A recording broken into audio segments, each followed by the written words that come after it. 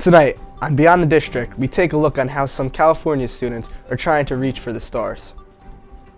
Beyond the District will return in 2 minutes.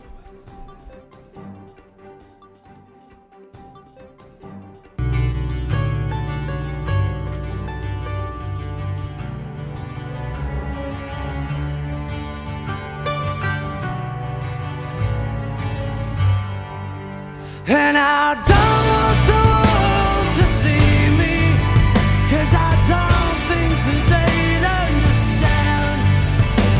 When everything's made to be broken, I just want you to know who I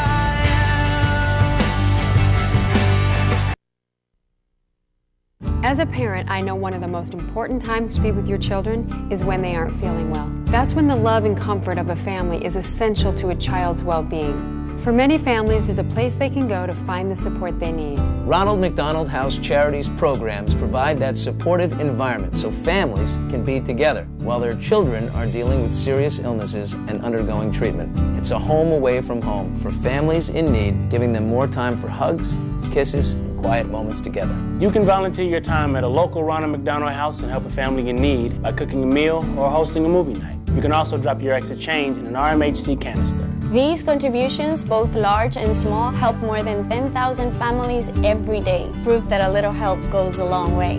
Today is a great day for all of us to show our support and help give families in need more time together. To find out how you can get involved in your community, visit rmhc.org.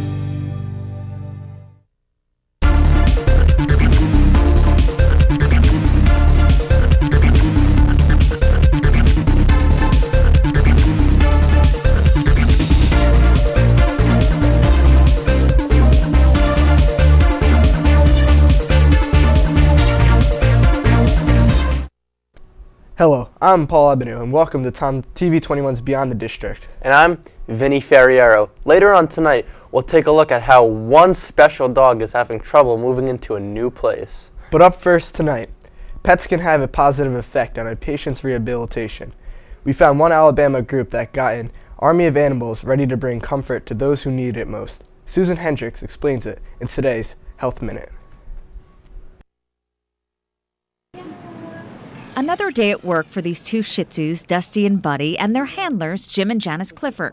Their mission, to help the sick and their families feel better. We go up and introduce ourselves, and usually the dogs take over from there because they know what they're trained to do. Cliffords and their trusty dogs are volunteers in an Alabama animal therapy program called Hand and Paw. This group, a nonprofit, whose goal is to help adults and children with physical or emotional problems feel better through interaction with professionally trained animal therapy teams. Here at the University of Alabama in Birmingham's Medical Center, the dogs are considered canine ambassadors, and they and their handlers have a job that's both fulfilling and emotionally challenging. So some days we come in here and we smile, and we get to our cars and we cry like babies. You know that it's going to be okay. It's like somehow they're telling you it's going to be okay. Don't be sad today, you know. And they have that look, and it just brightens your day. For today's Health Minute, I'm Susan Hendricks.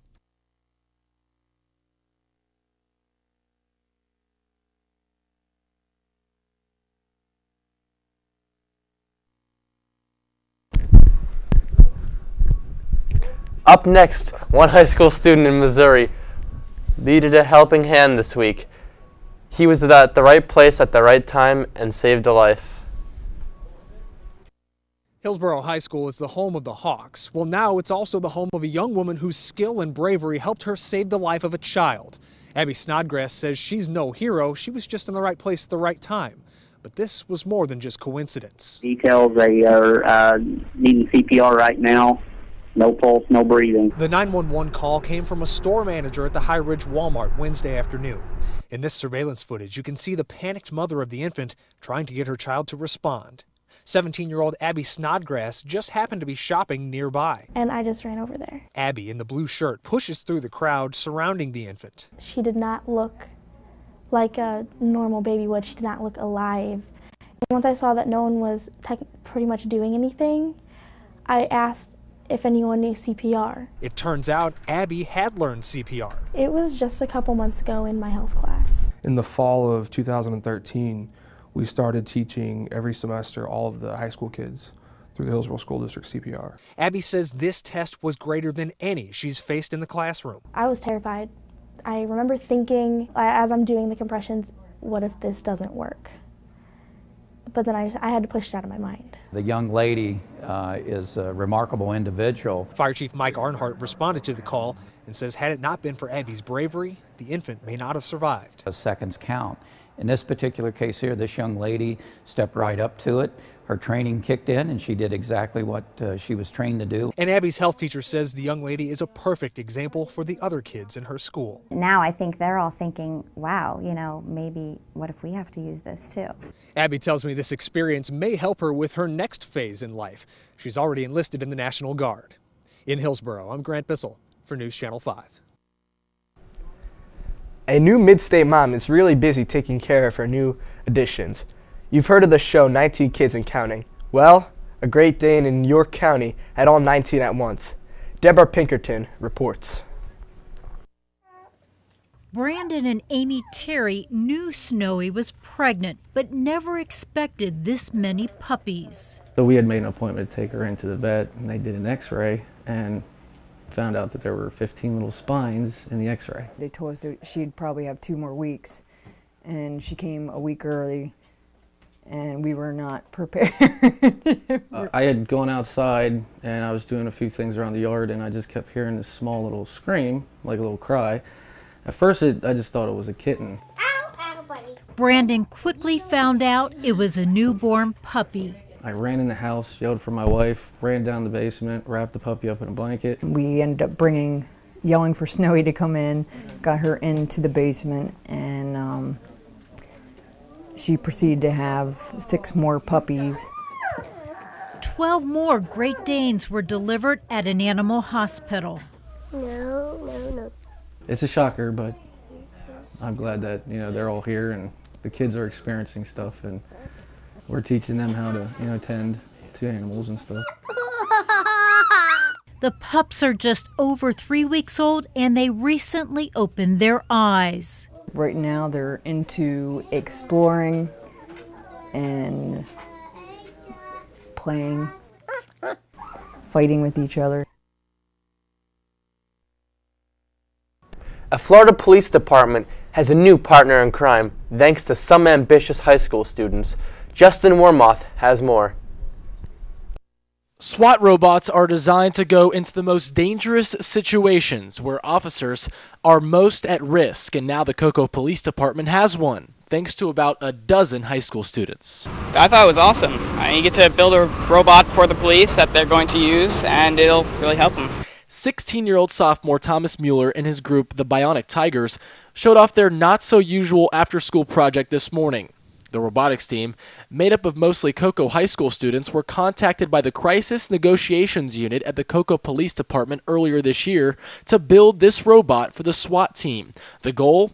To help deliver a phone in hostage and crisis situations. It's phenomenal. It's amazing what they created. It really is. But this robot can do more than just deliver a phone. Its robotic arm can deploy flashbangs and carry items up to 15 pounds to officers who are in potentially dangerous situations. Normally, before we had this, I would have to take members of my SWAT team behind a shield and carry the item up to wherever we wanted to put it, drop it, and then have them go back. With this, we can do it with a robot, and at no time do I have to put officers in harm's way. With the help of engineers at the Kennedy Space Center, the Bionic Tigers were able to finish the robot in about a week.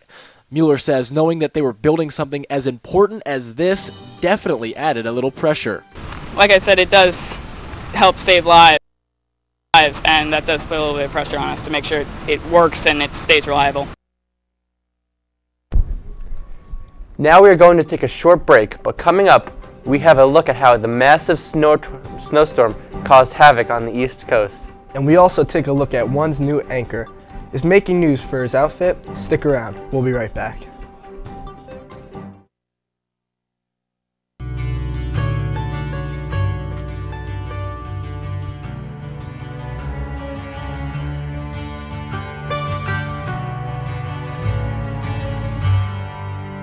And I don't want the world to see me, 'cause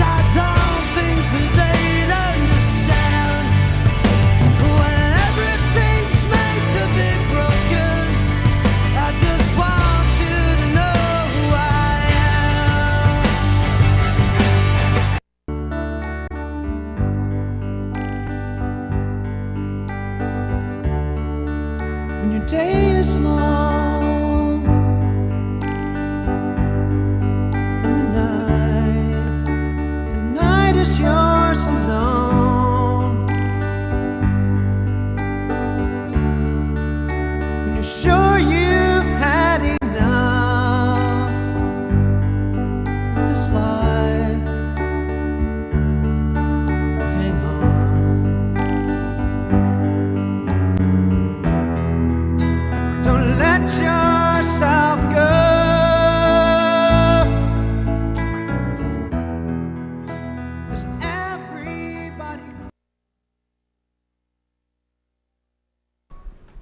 Welcome back. At least 6 people are dead after a massive snowstorm slammed parts of western New York. About 450 people do not have power, and workers are scrambling to dig out before another snowstorm arrives. Steve Nans has the latest.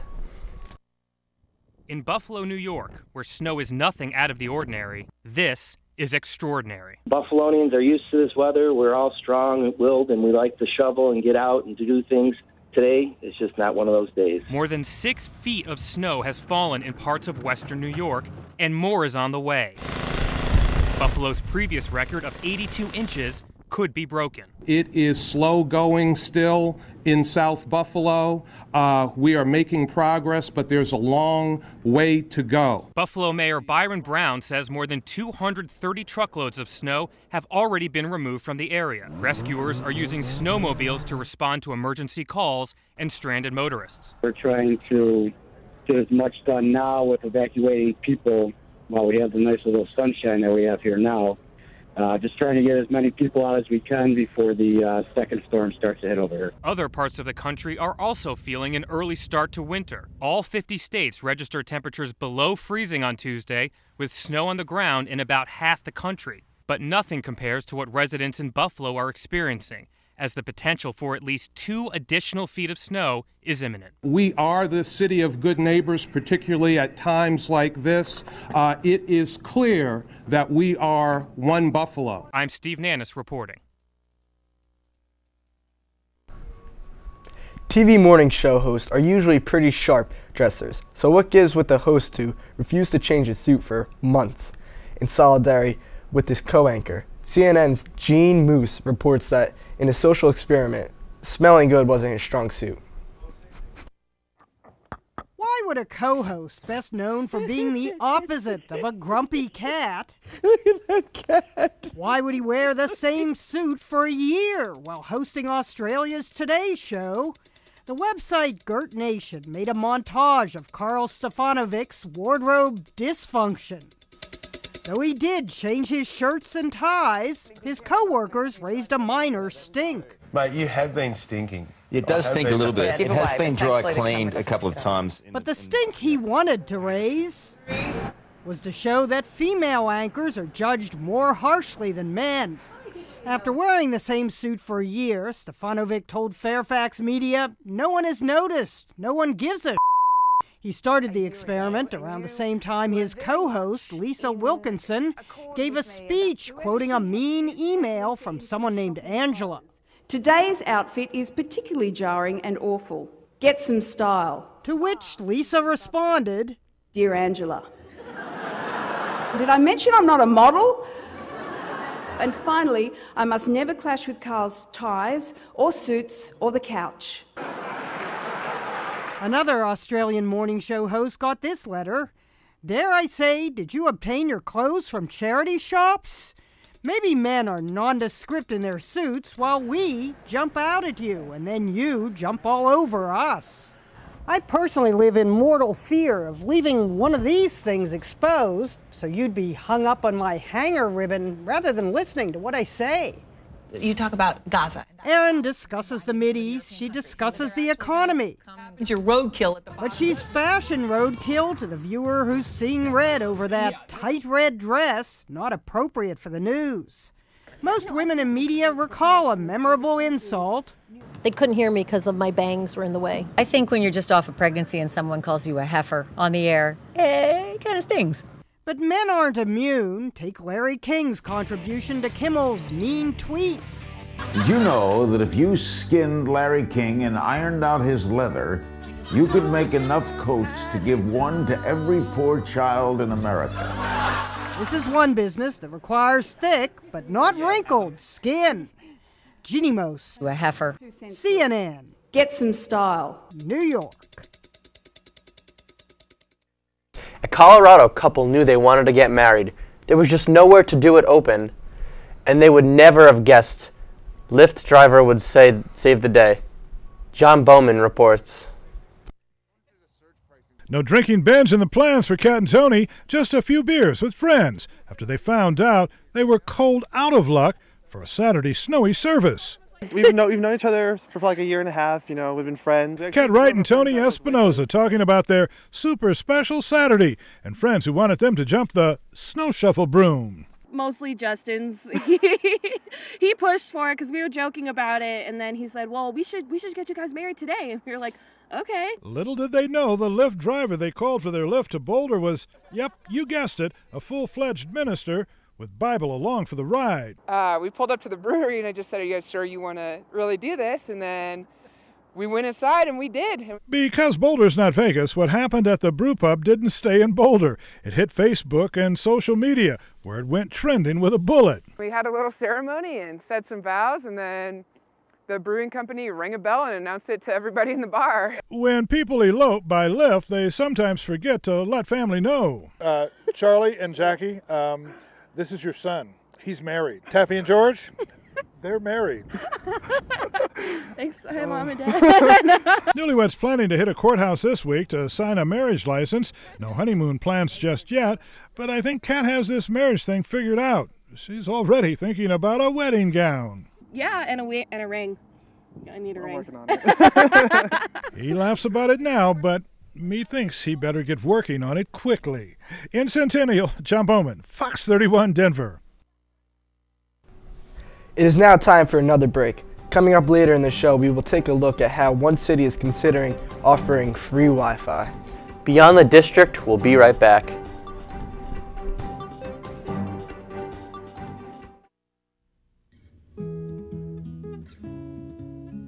Cans, water bottles, and clothes. These forms of aid cost more to ship than you think.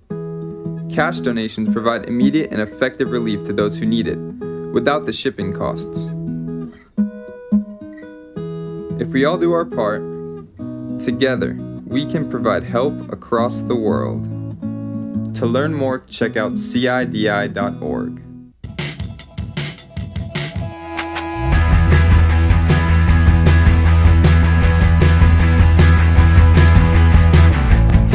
Hi, do you have ID? Yep. Oh, okay, thanks.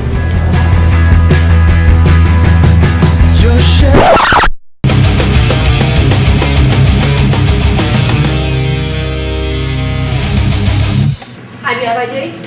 No, I don't. Oh, well, you can't be in the building without ID. I need to... It's okay. Yes, security, please. There's a young man in the building without ID, and he's running away from my post here at call duty.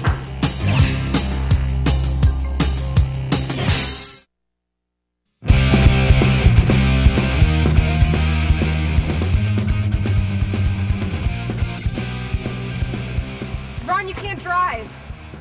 Debbie, I only had 12.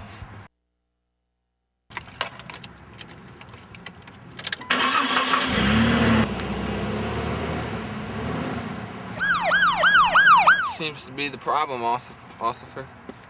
Sir, have you been drinking tonight?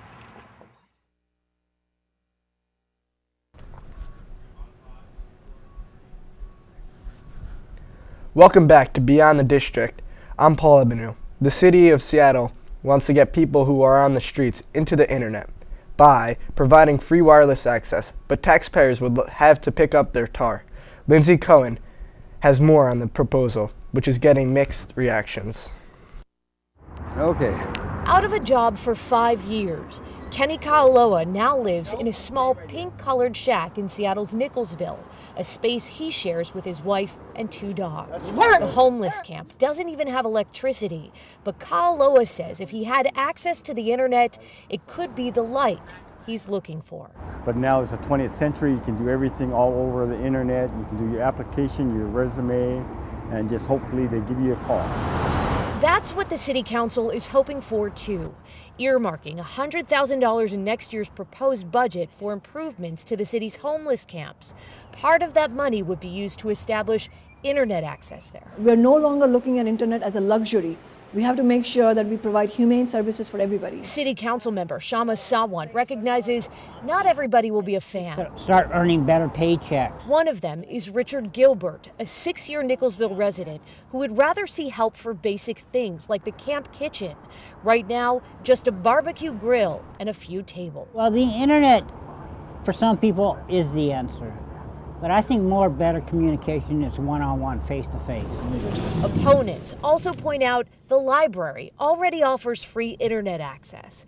Whether you're looking for employment like Kenny, I've been out of a job since '09. Or not. That people who have unlimited access to all these services, including internet access, are not in the position to say that somebody else should not have it. Would you live without it?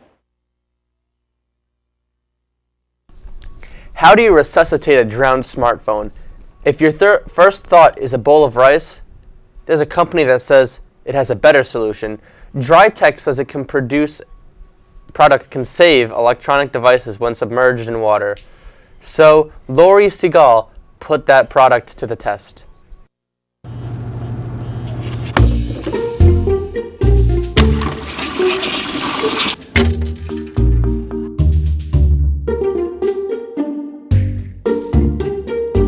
$22 million people a year in the United States get a phone wet.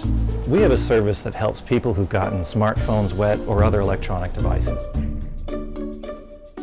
Right here we have a brand new iPhone 6. Brand new.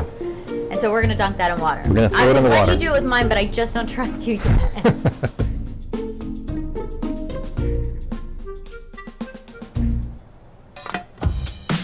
See the bubbles coming out? Yep. It's like all the bubbles have stopped. So what you should do is take it out and attempt to power it down.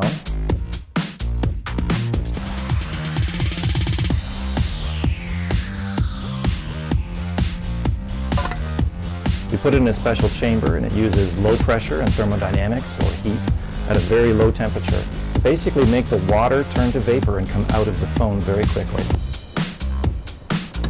So we'll open this up, put the phones inside.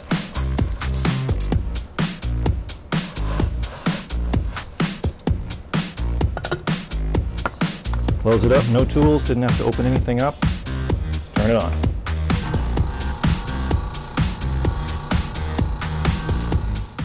Okay, so 20 minutes has gone by. Yep. This right here means that The moisture's there's out. no more water. No more water in the phone. phones. All right, so let's test it. It's good noise. Bad news bears for this guy. It's not turning on.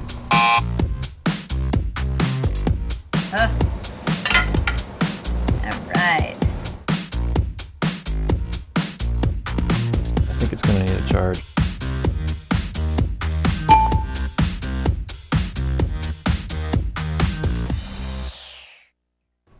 A very special dog is conquering his fears of going through doors in a very unusual way. Any people on YouTube are loving it. CNN's Gene Moose has more. What's a dog to do when he's scared to walk through a doorway? Come on, Queso. This is the story of a pit bull who puts his fears behind him by going in backwards. Yeah. His name is Queso, Spanish for cheese. Goofy, silly, weirdo Queso. So my husband and I were just like, what is he doing? Rhiannon Hammam says when they moved into their new house in Austin, Texas, their shelter dog Queso refused to go into any of the upstairs bedrooms except for theirs. And that one, he had to force himself to enter backwards. He's a baby. He's come up with this little genius technique to overcome the fear, and it works for him, and it's awesome. He's being called a moonwalking pit bull in the style of Michael Jackson.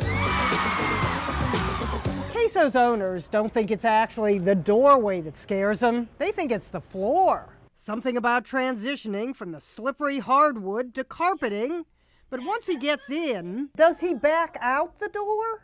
No, going out the door, exiting the bedroom, he's just fine. He goes straight. I can't explain it. Queso's a weirdo. A happy weirdo with tail wagging as he backs in. There's no hint of trauma involving doors or abuse in his past. For his perseverance We pronounce Queso the Rocky of Pit Bull.